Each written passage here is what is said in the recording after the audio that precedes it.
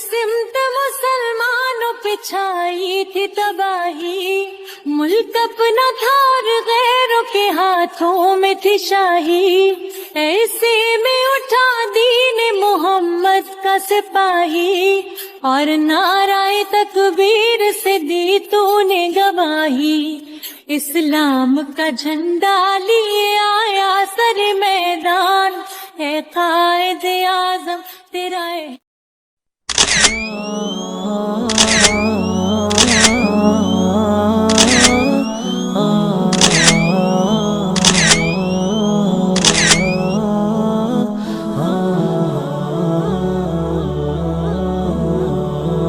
بسم اللہ الرحمن الرحیم والضحى واللیل اذا سجى ما ودعك ربك وما قلى۔ تو بتاؤ شہر مدینہ کیسا ہے، سر ان کے قدموں میں رکھ کر، سر ان کے قدموں میں رکھ کر جھک کر جینا کیسا ہے، وہ شہر محبت جہاں مصطفیٰ ہے، وہیں گھر بنانے کو دل چاہتا ہے، حرور کا توڑ ڈالا راگا کے ماتھے پہ دل خدا نے، حرور کا توڑ ڈالا راگا کے ماتھے پہ دل خدا نے، جو کالے رنگ کا، جو کالے رنگ کا غلام تیرا بلال آیا کمال آیا۔ أحب رضاه أحب لقاه۔ اقبال کے تصور پاکستان سے وقت کے کاربان میں پڑنے والی دھول ہٹا کر آپ کے گوش گزار کر سکوں۔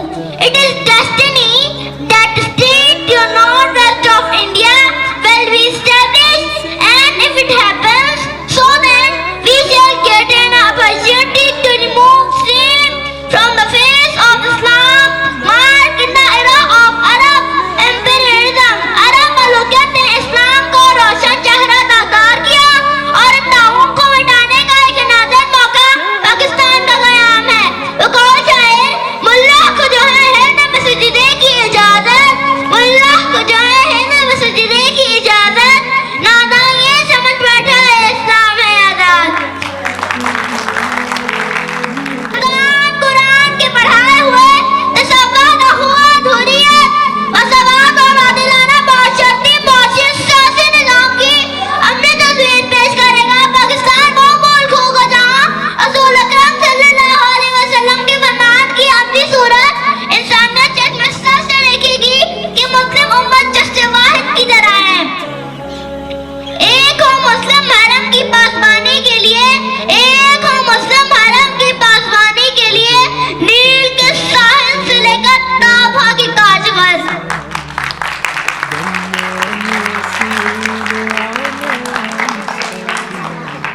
شاعر غلامی میں ناکام آتی ہے شمشیریں نہ تدبیریں، غلامی میں ناکام آتی ہے شمشیریں نہ تدبیریں، جو ہو ذوق یقین پیدا تو کٹ جاتی ہیں زنجیریں۔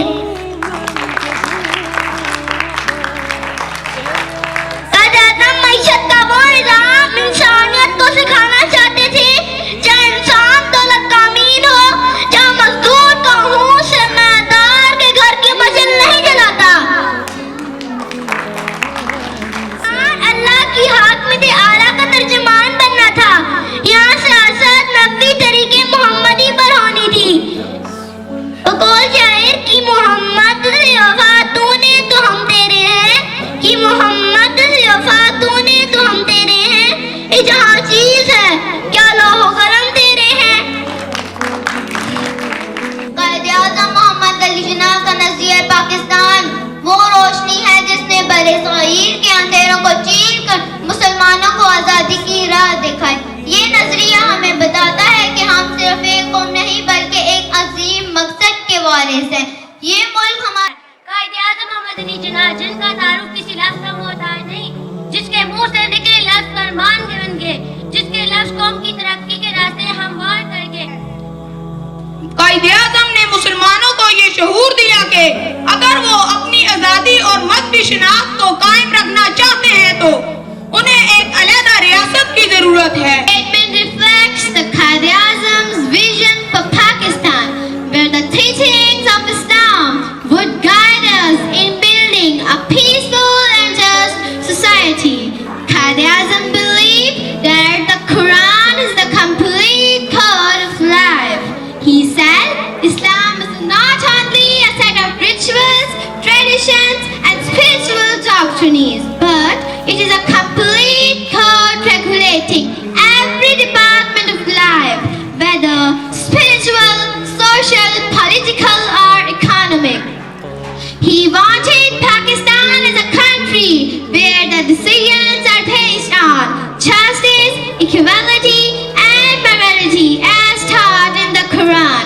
Allah says in the Holy Quran, وَاعْتَصِمُوا بِحَبْلِ اللَّهِ جَمِيعًا وَلَا تَفَرَّقُوا, and hold firmly to the rope of Allah all together, and don't become divided. Dear audience, this ayah teaches us the importance of unity and living according to Allah's guidance. Qaid Azam envisioned Pakistan as a state where the Quran would serve as the foundation of laws, ensuring fairness and protection for everyone, regardless of their religion or background.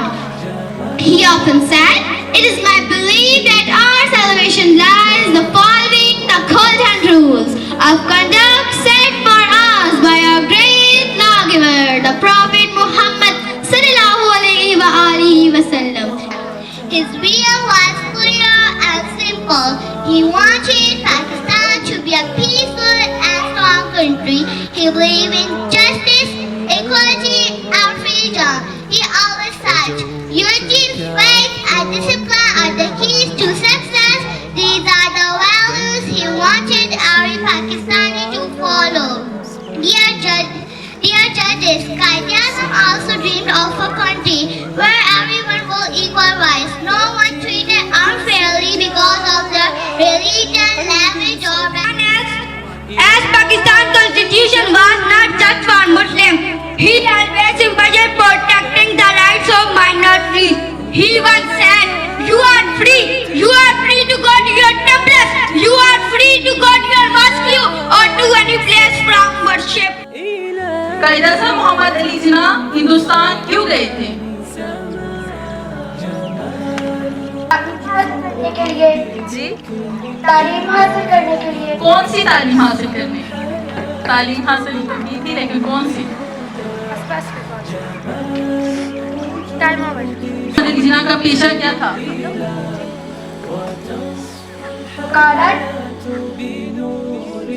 Quaid Azam محمد علی جناح کی جو نماز جنازہ تھی وہ کس نے پڑھائی تھی؟ جی جی مولانا شبیر احمد عثمان۔ جی ٹھیک ہے۔ If we take our inspiration and guidance from the Holy Quran to find